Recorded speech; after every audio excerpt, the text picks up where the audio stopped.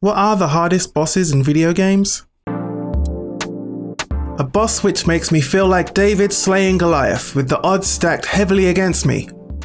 A boss which I'll remember for years to come. A boss which requires a ton of skill to beat and forces me to use my knowledge of the game and skills learned throughout to come out on top. The bosses I'll never forget are the ones that threatened to break my will and pushed me to my very limits. In this video, we are going to go through some of the toughest bosses in video game history, starting off with a bit of retro gaming.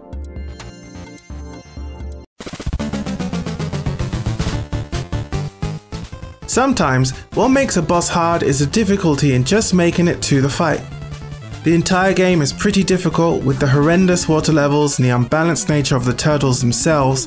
I found myself treating Donatello like gold because he's clearly the most valuable in this game. The Technodrome spews out lightning, projectiles and sends enemies to jump all over you in a fight that becomes more about managing the life of your turtles than actual skill. It definitely earned its place on this list. The Metal Gear series has a ton of creative bosses to choose from, and one of the most iconic boss fights ever made was Psycho Mantis from Metal Gear Solid. Psycho Mantis is a mind reader, and to prove his power to the player, he reads their save game data from other games. So, you like Suikoden? This fight is hard because he reads your inputs and is almost invincible until you work out his secret. Plug your controller into controller port 2. The only way to find this out is if you continually call the Colonel during the fight or one of your mates tell you. These days it doesn't sound so impressive, but at the time a boss which uses such unconventional means to beat him wasn't a common thing and makes Psycho Mantis one of the most memorable and tricky bosses of all time.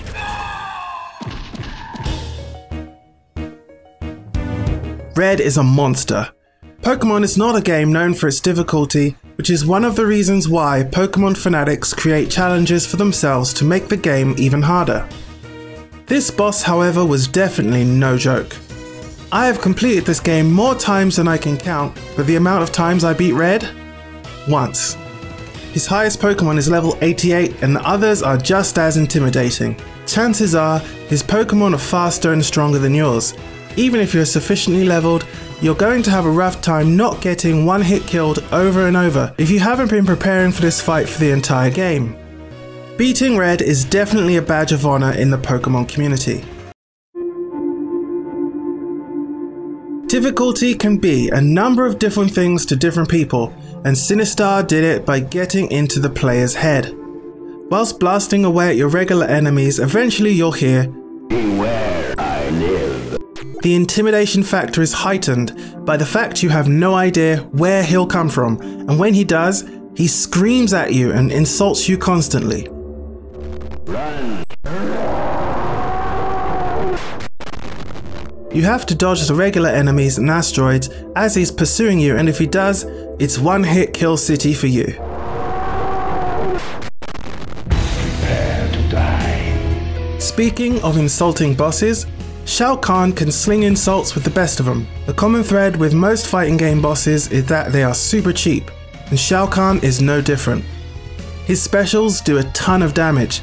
He'll punish you quickly after blocking, and he'll gladly let you know how much you suck and laugh in your face. You are nothing. A mental and pride damage combo. You can't beat me. Another game seemingly aimed at kids, but just like Pokemon, this is harder than it seems. You have to hit every boost on the track or else this giant Stigapork will just run past you. The thing that makes this battle hard is that you can only beat him using a tactic the game doesn't actually tell you how to do. To boost even faster, you have to let go of the acceleration as you go over the boost pad on the track. By doing these two things and of course driving a perfect race, you will ensure you beat this guy.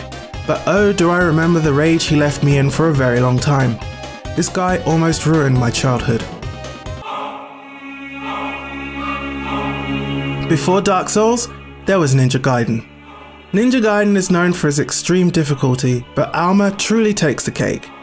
She has all the tools to be a classic pain in the ass. She's erratic, powerful and super quick.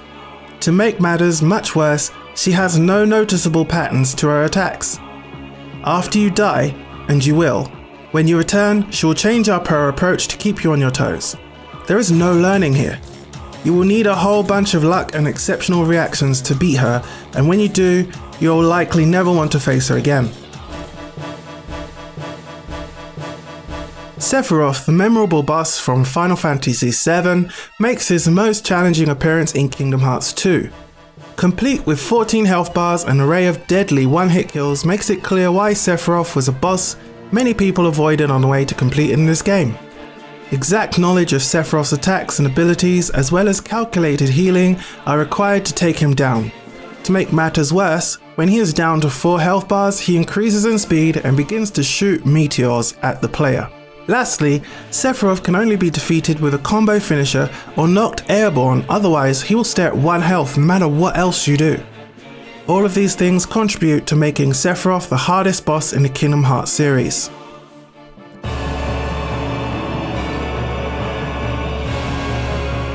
No list of this nature would be complete without these two. Dark Souls is a notoriously hard game, but it wasn't until fighting these two that the thought started to creep in that I may never complete this game. These two literally double team you, and when you finally defeat one, the other powers up with the soul of his fallen friend and proceeds to make you pay for what you've done. You can also summon another player to help make this fight a little fairer, but they often make short work of your friend also. Subsequent playthroughs always have me dreading having to fight these two again. Prepare to die, more than once.